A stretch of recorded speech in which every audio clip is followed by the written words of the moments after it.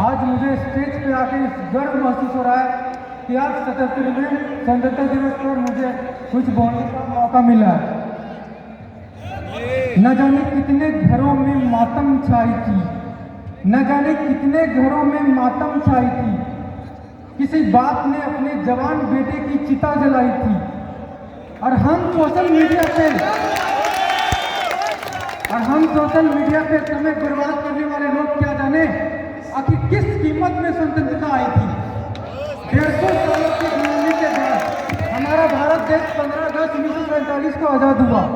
आज़ादी के सुबह निकली हुई सूरज की रोशनी दिन पर दिन फैलती गई और आज इतनी फैल चुकी है कि इस वर्ष 14 जुलाई 2023 को चांद तक की सफर तय कर गई। आज़ादी तक का ये सफर आसान नहीं था। आज़ादी तक का ये सफर आसान तो नहीं था, इसके पीछे बलिदानों की यादें बहुत ही लंबी है। आज़ादी एक चुनौतियों की रात, कैसा था उस रात की माहौल और कैसे मिली हमारे भारत देश को आज़ादी। आइए जानते हैं आज़ादी का वो पल 14-15 अगस्त 1947 को ऐतिहासिक रात। आज का यह महोत्सव अपने आप में ही खास है क्योंकि आज से एक माह पूर्व यानी 14 जुलाई 2023 को ISRO Indian space research organisation ने चंद्रयान-3 का प्रक्षेपण किया है और यदि यह मिशन सफल होता है तो चंद्रमा पे भारत की पहली सफल लैंडिंग होगी। वाकई हम लोग जानते हैं कि 15 अगस्त 1947 को हमारा देश आज़ाद हुआ था। क्या इस दिन तक हमारा सफर इतना आसान था? नहीं। इस देश को आज़ाद कराने के लिए मंगल पांडे, सुभाष चंद्र बोस, भगत सिंह, चंद्रशेखर आजाद जैसे लोगों ने अपनी जान दे दी है और हमारा देश बहुत ही कठिन परिस्थितियों से अंग्रेजों से होकर गुजरा हो और शायद इस टाइम को ऐसा देश हो जो इतनी कठिन परिस्थितियों से होकर गुजरा हो। 150 से 200 साल गुलामी की पीढ़ियों में जकड़ा हुआ हमारा देश अचानक उस रात आज़ाद हो गया। कैसा महसूस हुआ होगा उस रात जब लोग गुलामी के अंधेरे में सो रहे होंगे और सुबह उनकी आंखें खुली तो आज़ादी। वहां से देखिए इस तिरंगे को कैसे सिर्फ गर्व से ऊंचा हो जाता है हमारा। तो सोचिए कितना अनोखा अनमोल होगा पल जब सुबह यानी 15 अगस्त के सुबह 8 बजे पंडित जवाहरलाल नेहरू जी ने हमारे लाल किले पे सुबह 8 बजे झंडे को फहराया होता। देखिए आज़ादी का एक खूबसूरत नज़ारा। आखिरकार वो दिन आ ही गया जब हर जगह तिरंगा फहराया जा रहा था और राष्ट्रगीत की ध्वनि हमारे कानों में सुनाई दे रही थी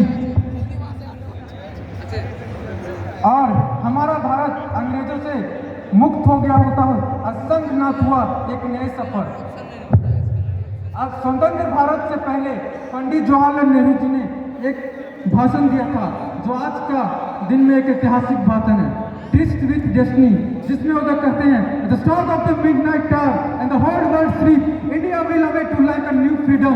जिसका अर्थ होता है जब आज रात पूरी दुनिया सो रही होगी तब हमारा भारत देश एक नए सफर और उज्ज्वल भविष्य की शुरुआत करेगा। उस दिन से आज तक हमारा भारत किसी भी आक्रमण, देश विभाजन तथा अन्य विविधताओं का डट कर सामना किया था। उस समय लोगों का कहना था कि इतने विविधतापूर्ण राष्ट्रों से भरा इस राष्ट्र को एक अखंड राष्ट्र बनाना असंभव है, लेकिन आज हम इसमें भी असमर्थ हैं। क्यों? क्योंकि आज हमारा भारत स्वतंत्र है। क्यों? क्योंकि उस समय अंग्रेजों का सामना एकजुट होकर किया था। लेकिन आज हमारे देश में क्या हो रहा है? लोग जाति और जमीन को लेकर एक दूसरे की जान ले रहे हैं। क्या यही सीख मिली है हमें? विरासत से मिली आज़ादी का हमें सम्मान करना चाहिए और हमें एकजुट होकर भ्रष्टाचार और हिंसाचार से लड़ना चाहिए। कैसा होता अगर इंद्रधनुष में एक ही रंग होता? क्या एक मोती से माला नहीं जा सकती है? क्या समुद्र में एक बूंद हो सकता है? नहीं, असंभव। अगर एक रंग के साथ अनेक रंग जोड़ दिया जाए तो एक विशाल भव्य इंद्रधनुष की निर्मित हो सकती है।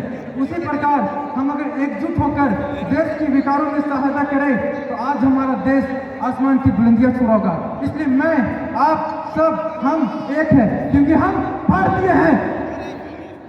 वक्त मिले तो इस वतन के नाम अपनी जान लिख दूंगा। माँ मैं लौट कर नहीं आऊंगा घर, ये पैगाम लिख दूंगा और जो गोली चलेगी मेरे वतन की तरफ उसे सीने पर लूंगा मैं और मरते वक्त अपने लहू से हिंदुस्तान लिख दूंगा। जय हिंद, जय भारत।